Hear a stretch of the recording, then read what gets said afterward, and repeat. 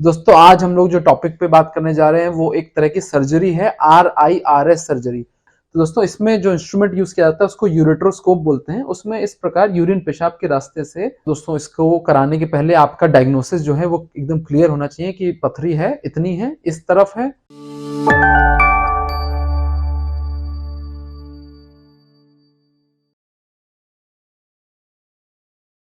Hello friends, मैं हूं आपका डॉक्टर दोस्त डॉक्टर वैभव प्रताप सिंह और मैं आप लोगों का वेलकम करता हूं हमारे चैनल फ्रेंडली डॉक्टर पे।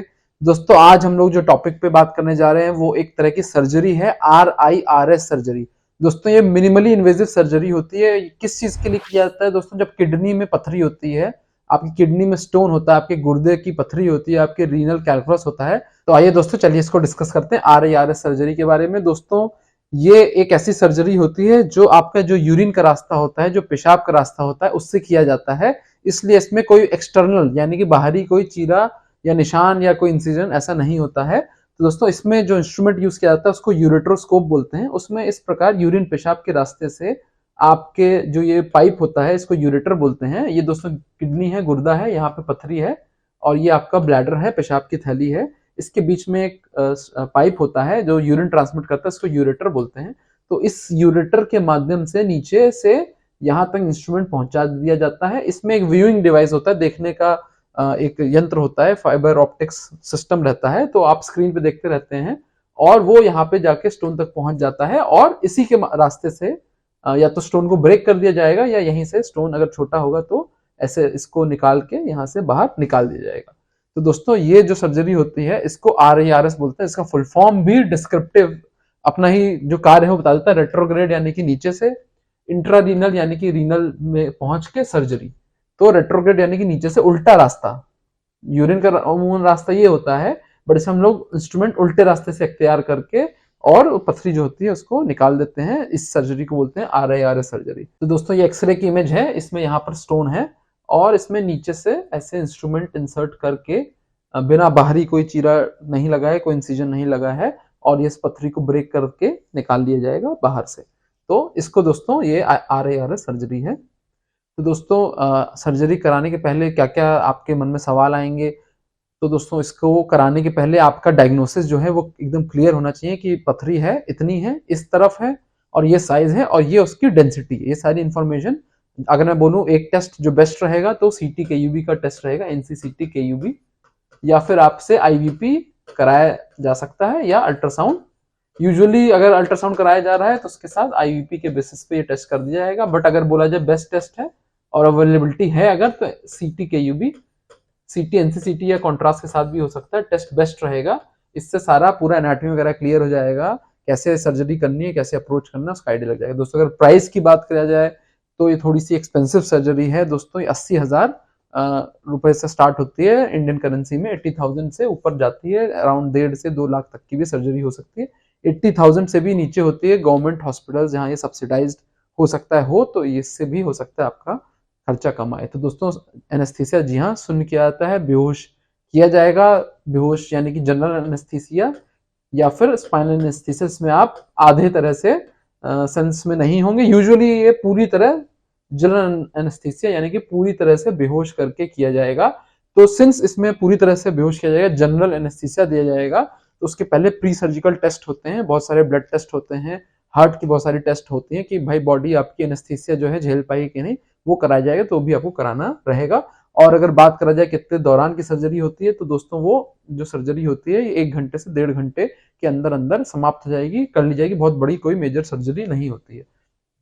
तो दोस्तों जो हम लोग बात कर रहे थे किडनी स्टोन्स को निकालने के लिए, इसके दोस्तों और भी रास्ते होते हैं। एक जो दूसरा रास्ता, क्यों उसको बिना इंसिजन की सर्जरी की जा रहा है, क्यों उसको मिनिमली इन्वेजिव सर्जरी कहा जा रहा है? क्योंकि जो दूसरा रास्ता है उसमें यहाँ से हम लोग स्किन के ऊपर से, मान लीजिए स्किन है के ऊपर से ऐसे पोर्ट इंसर्ट करके इस पथरी को निकालते हैं। तो इसको दोस्तों PCNL कहते हैं।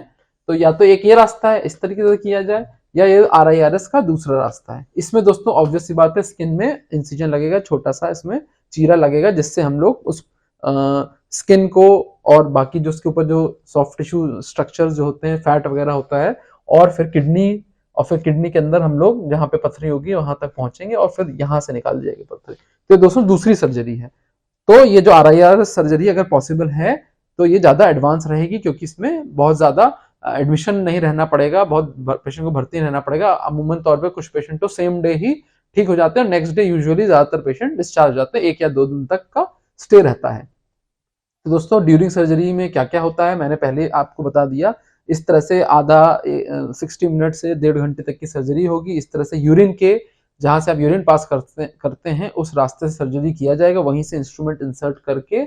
और इस प्रकार से 2 रास्ते होते हैं। मान लीजिए ये स्टोन है, या तो यहाँ पे लेजर टिप होती है, आपका जो डॉक्टर होता है वो स्क्रीन पे देखता रहेगा, इसके अंदर माइक्रो एक स्कोप लगा होता है, तो अंदर का कैसे कैसे क्या दिख रहा है देखता रहेगा। जब वो यहाँ तक पहुंचेगा तो उसको ये पथरी दिखने लगेगी, तो इस पथरी को छोटे छोटे पार्ट में लेजर के माध्यम से ब्रेक कर दिया जाएगा।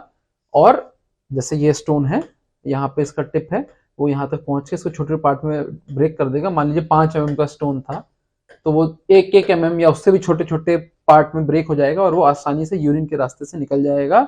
ये जो पथरी है जब छोटी हो जाएगी, 1 mm से भी कम हो जाएगी, तो कोई रुकावट नहीं करेगी, और यूरिन वाले पानी में मिक्स होकर आराम से यूरिन के रास्ते से ही निकल जाएगी। तो दोस्तों इस तरह की सर्जरी होती है। और दोस्तों एक और बात आपको बता दूं, कई बार जब बहुत ज्यादा दिक्कत होता है, इन्फेक्शन भी हो रहा होता है, तो कई बार आपका डॉक्टर पहले बोलेगा भाई पहले मैं एक स्टेंट डालूंगा, डीजे स्टेंट डालूंगा, ताकि जो सूजन वगैरह है, जो इन्फेक्शन वगैरह है, वो थोड़ा सा कम हो जाए, उसके बाद में सेकेंड सिटिंग में ऑपरेशन करूंगा। तो अगर आपका डॉक्टर ऐसे एडवाइस दे रहा है तो आपको जरूर फॉलो कर लेनी चाहिए। जैसे इस प्रकार का डीजे मतलब डबल जे, क्योंकि जे शेप का होता है और 2 जे होते हैं उसमें, एक ऊपर एक नीचे। जो ऊपरी हिस्सा है दोस्तों किडनी के अंदर है, और जो नीचे का हिस्सा होता है वो ब्लैडर में होता है। ये स्टेंट आपकी बॉडी में कोई इल इफेक्ट नहीं करता है। अगर आपका डॉक्टर आपको एडवाइस कर रहा है तो आपको करा लेना चाहिए डीजे स्टेंट। कई बार हम लोग सोचने लगते हैं यार ये क्या झमेला है, तो ऐसा नहीं सोचना चाहिए। अगर आपका प्रॉपर्ली क्वालिफाइड डॉक्टर बोल रहा है तो इस तरीके से करना चाहिए। तो दोस्तों इसमें ये पथरी थी, पहले ये स्टेंट डाल दिया गया है ताकि जो स्वेलिंग वगैरह जो किडनी में कम हो जाए, और जब ये स्टेंट निकाला जाएगा तो ये उसके साथ में ये स्टोन भी जो है साथ में निकाल लिया जाएगा। तो ये भी एक टेक्निक होती है, बहुत कॉमन चीज होती है। कई बार ये जो स्टेंट होता है ऑपरेशन बाद डाला जाता है, जैसा मैंने बोला कि छोटे छोटे पार्ट में ब्रेक हो जाएगा जो एक स्टोन होगा, कई बार वो ना फंसे तो उसके लिए भी डीजे स्टेंट ऑपरेशन के बाद डाल दिया जाएगा। और फिर स्टेंट को आप 1-2 हफ्ते बाद, आपका डॉक्टर बताएगा, 1 से 2 हफ्ते बाद आप इसको वापस निकाल लिया जाएगा। इसको बॉडी के अंदर नहीं छोड़ा जाता है, इस बात को ध्यान देने की आवश्यकता है। इसको निकाल देना रहता है 1 से 2 हफ्ते के बाद। ठीक है दोस्तों, सर्जरी के बाद चूंकि मिनिमली इन्वेजिव सर्जरी है, बहुत ज्यादा इसमें कोई दिक्कत रहती नहीं है। अगर आपके जो प्राइवेट पार्ट है वहां पे कुछ पेन वगैरह हो रहा है तो आप उसकी सिकाई कर सकते हैं, या कोल्ड से कर सकते हैं या हॉट से कर सकते हैं, डिपेंडिंग आपको जिस चीज में कंफर्ट लग रहा है। और बाकी कोई दिक्कत नहीं रहती, कोई इसमें ज्यादा कोई कॉम्प्लिकेशन होती नहीं है। बस स्टेंट वाली बात मैंने आपको बता दी, वो आपको ध्यान में रखने वाली बात होती है। अगर दोस्तों बात किया जाए कौन सा बेस्ट डॉक्टर रहेगा इस तरीके की सर्जरी कराने के लिए, तो दोस्तों MCH यूरो के जो यूरोलॉजिस्ट जो होते हैं, इनका डिपार्टमेंट ही यही होता है, इनकी विशेषज्ञता ही यही होती है। ऐसे सर्जन से आप ये सर्जरी कराएंगे तो बहुत अच्छा रहेगा। नहीं तो MS, बहुत सारे MS जनरल सर्जन होते हैं जो एक्सपीरियंस्ड होते हैं इसमें, उनसे भी ये सर्जरी कराई जा सकती है। आई होप दोस्तों चीजें क्लियर हो गई होंगी। अगर अभी भी कोई भी क्वेरी है आपकी सर्जरी से रिलेटेड तो आप मेरे से कमेंट सेक्शन में जाके पूछ सकते हैं। Thank you friends, stay healthy, stay happy.